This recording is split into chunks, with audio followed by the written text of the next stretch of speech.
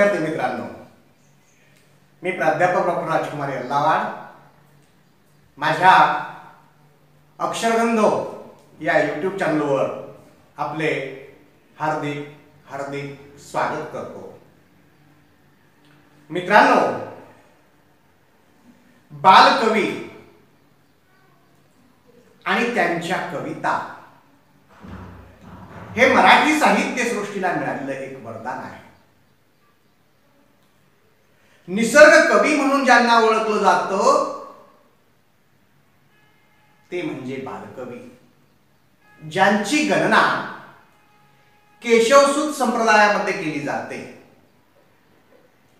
खऱ्या खुऱ्या सौंदर्यवादी जाणीवा कुणाच्या कवितेत आढळत असतील तर त्या बालकवींच्या कवितेत आढळतात। जिकडे तिकडे चोहीकडे आनंदी आनंदगडे, किंवा तुम्ही बऱ्याचशा कविता अभ्यासल्या असतील। छानी माझी सोनूकली कोणाकडे ग पाहत होती, कोण बरे त्या संध्येतून हळूच पाहतो डोकावून, तो रविकर का गोजिरवाना आवडला आमच्या राणीला, लाज लाजली या वचनाने साधी भोळी ती फुलराणी। फुलराणी सारखी कविता असेल, औदुंबर सारखी कविता असेल, निर्झरा सारखी कविता असेल, अशा एकापेक्षा एक सुंदर कविता ज्या सौंदर्यवादी जाणीवेने भारावलेल्या आहेत, अशी उत्कृष्ट कवितेची देण मराठी साहित्याला बालकवीने दिलेली आहे। मित्रांनो, बालकवी यांची निर्झरास ही कविता सुद्धा तितकीच नितांत सुंदर अशी कविता आहे। परंतु बालकवींच्या कवितेची प्रकृती लक्षात घ्यायची म्हटली तर त्यांच्या कवितेत दोन पदर असतात। एक आनंदी मनोवृत्तीचा पदर आणि दुसरा उदासीनतेचा पदर। जेव्हा बालकवींचं मन निसर्गाच्या सहवासामध्ये रमतो त्यावेळी बालकवींच्या कवितेतून अभिव्यक्त होणाऱ्या जाणीवा ह्या आनंदी मनोवृत्तीच्या असतात आणि मग त्यांच्या मुखातून सहज उद्गार बाहेर पडतात। जिकडे तिकडे चोहीकडे आनंदी आनंदगडे। परंतु बालकवींचं हे मन निसर्गातून येऊन मानवी जीवनात डोकावतं, समाज मनात डोकावतं, त्यावेळी त्यांच्या कवितेला खिन्नतेची झालर, उदासीनतेची झालर लागलेली पाहायला मिळते। म्हणून त्यांच्याच कवितेमध्ये काही उदासीन जाणीवा ते व्यक्त करतात आणि ही जाणीव व्यक्त करताना स्वार्थाच्या बाजारात किती पामरे रडतात, मोदतयांना काय मिळतो, अशी जाणीव त्यांच्या कवितेतून अभिव्यक्त होते। मित्रांनो, अशा या बालकवींचा जन्म 1890 मध्ये जळगाव जिल्ह्यातील धरणगाव येथे झाला। बालकवी हे त्यांचं टोपण नाव, त्यांचं पूर्ण नाव त्र्यंबक बापूजी ठोंबरे असं आहे। परंतु जे काही त्यांनी काव्यलेखन केलं ते बालकवी या नावानेच लेखन केलेलं आहे। रेव्हरंड टिळकांचा सहवास, गोविंदाग्रजांचा सहवास त्यांना लाभलेला होता। टिळकांच्या आठवणी तर, कारण त्यांच्या सहवासामध्ये बालकवी जास्त राहिले होते, त्यातून बालकवी खूप खोडकर होते असंही म्हटलं जातं।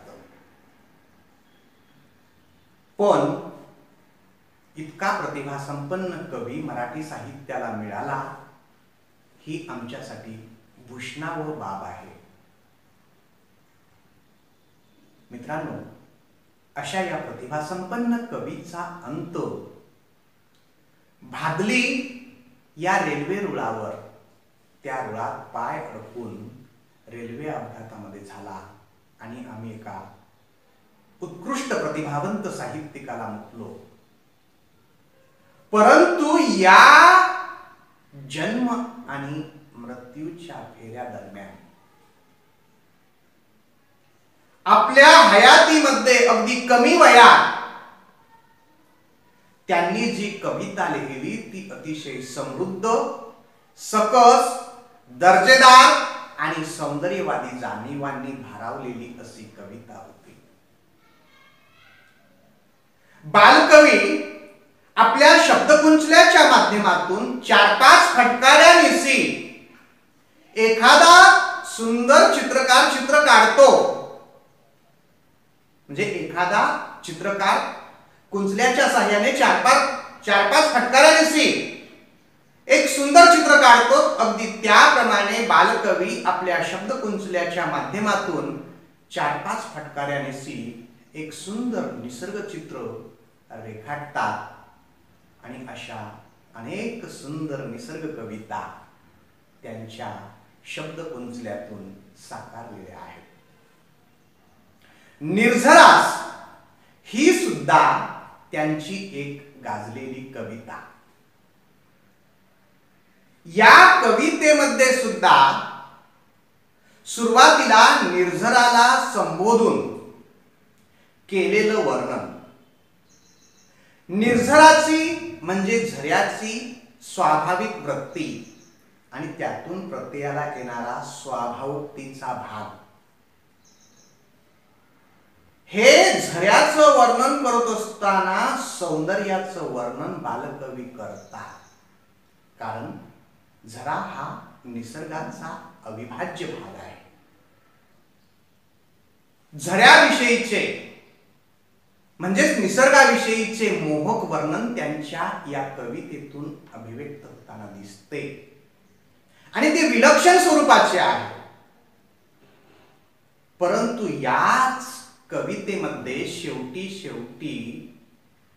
ज्यावेळी वास्तवाचा विचार बालकवींचं मन करतं त्यावेळी उदासीनता, खिन्नता याचाही प्रत्यय या कवितेत येतो. म्हणजेच उदास जाणवत असताना तिथे एक खिन्नता आपल्या प्रत्ययाला येते. त्यांच्या कवितेत पार्थिवत्व व दिव्यत्व यातील द्वंद्व आढळते असं आपल्याला म्हणता येतं. थोडक्यात निर्झरास या कवितेचं रसग्रहण आपण करूया. कारण बालकवींच्या इतर कवितेपेक्षा निर्झरास ही कविता खूप मोठी आहे, दीर्घ आहे. त्यामुळे त्या कवितेचं आपण थोडक्यात रसग्रहण करूया. गिरी शिखरे वनमालाही दरी दरी घुमवित येई, कड्यावरुनी घेऊन उड्या खेळ लतावलई फुगड्या, घे लोळन खडकावरती फिर गरगर अंगाभोवती, जा हळूहळू वळसे घेत लपत छपत हिरवाळीत, पाचूंची हिरवी राने झुलवगडे झुळझुळ गाणे. म्हणजे निर्झराचं सहज सुंदर वर्णन, झऱ्याचं खळाळत्या झऱ्याचं वर्णन, आजूबाजूला पाचूंची राने, हिरवी राने आणि मग हा गरगर फिरत येतोय असं त्याच्या स्वाभाविक चालीचं वर्णन बालकवी या कवितेमध्ये करतात. आणि मग हे वर्णन करत असताना खऱ्या अर्थानं झरा हाच सौंदर्याचा एक महत्वपूर्ण भाग आहे. झऱ्यामुळे या निसर्गाला सौंदर्य प्राप्त होतं असा अनुभवही बालकवी आपल्या कवितेतून मांडतात.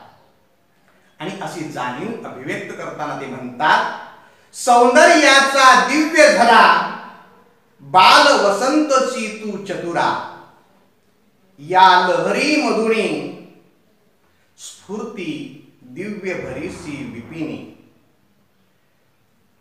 हा सौंदर्याचा झरा आहे. तू बालवसंत आहेस, चतुर आहेस, लहरी लहरी मधून तुझ्या स्फूर्ती प्रकट होते, अशी जाणीव बालकवींनी या निर्झरास कवितेतून अभिव्यक्त केलेली आहे. आणि मग निर्झराच्या अनुषंगाने वर्णन करत असताना सभोवतालच्या सृष्टीचं वर्णनही बालकवी या कवितेमध्ये करून जातात. म्हणजेच वरून मेघांच्या पंक्ती कशा पळायला लागलेल्या आहेत, इंद्रधनुंची कमान कशी पसरलेली आहे, संध्या वर कशी खुलते आहे, तारका कशा लुकलुकाय लागलेल्या आहेत, किंवा निलारून फलकावरती कशी आलेली आहे, शुभ्र चंद्रिका कसा नाच करते, आणि एकंदरीत ह्या सर्व दिव्यत्वाची प्रचिती निसर्गामध्ये कशी मिळते याचा अनुभव या कवितेतून अभिव्यक्त होताना दिसतो. म्हणजे मनाला प्रसन्न करणारं हे निसर्गातील चैतन्य रूप बालकवीच्या शब्दकुंचल्यातून आविष्कृत होतं. आणि ही सर्व निसर्गातली जी घटकं आहेत, ही सर्व जी निसर्ग विलसिते आहेत, ही सर्व निसर्गातील घटकं या झऱ्याचं गाण गात आहेत.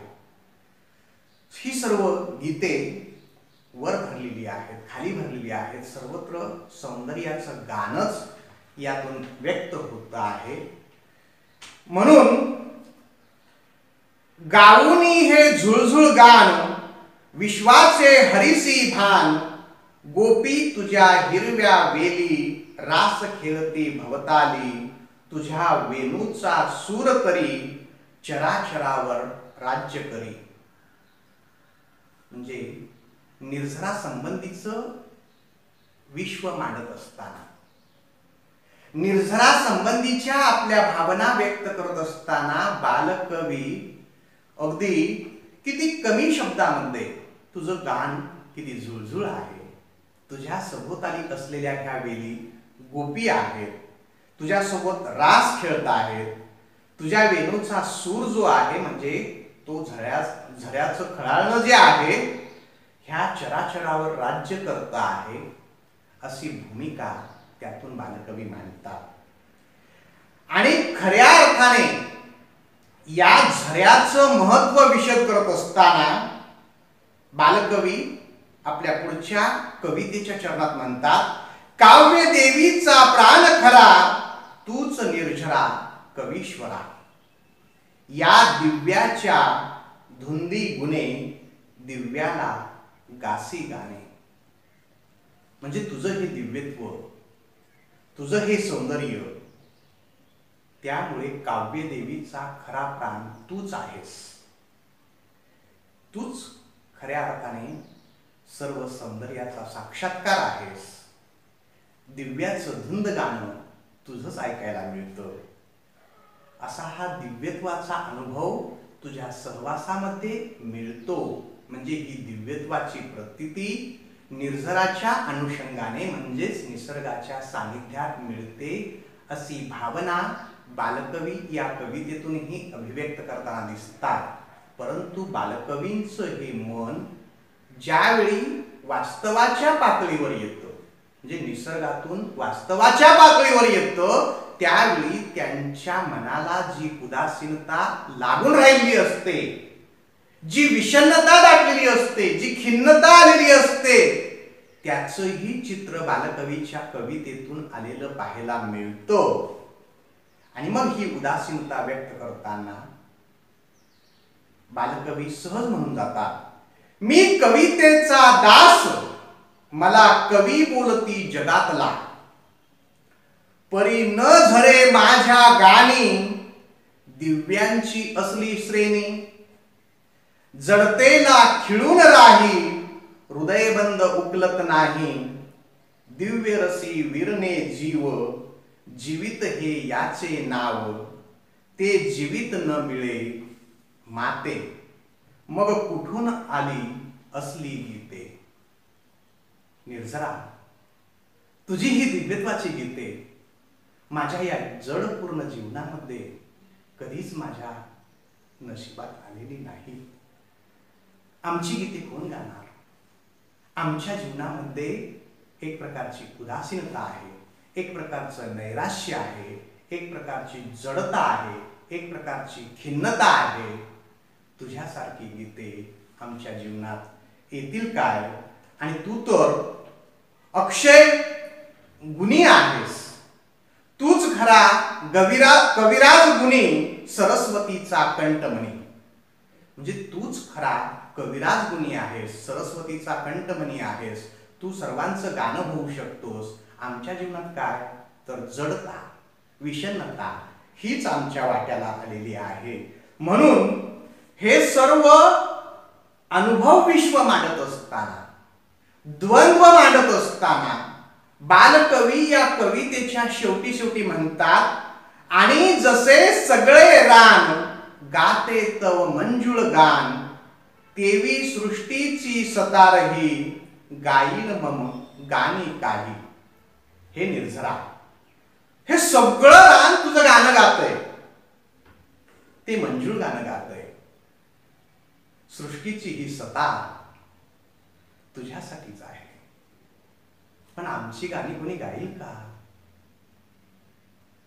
असा जो प्रश्न बालकवींनी निर्माण केलेला आहे, त्यातून त्यांची जी द्वंद्व जाणीव आहे, ती द्वंद्व जाणीव प्रत्ययाला येते. म्हणजे बालकवीच्या कवितेला दोन पदर आहेत, एक आनंदी मनोवृत्तीचा आणि दुसरा उदासीन मनोवृत्तीचा. आनंदी मनोवृत्ती तेव्हाच प्रत्ययाला येते जेव्हा बालकवी निसर्गाच्या सहवासामध्ये राहतात. निसर्गामध्ये त्यांची प्रतिभा संचार करते, त्यावेळी आनंदाचे क्षण त्यांना प्रत्ययाला येतात आणि ते अनुभव विश्व कवितेतून साकारतं.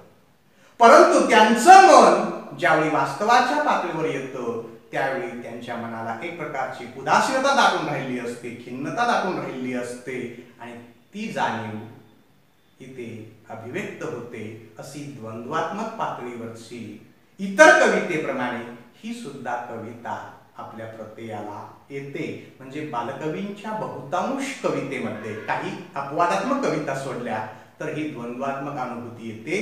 ती द्वंद्वात्मक अनुभूती निर्झरास या कवितेतही प्रत्ययाला येते. हा व्हिडिओ आपल्याला आवडल्यास लाईक करा, शेअर करा आणि सबस्क्राईब करा. धन्यवाद.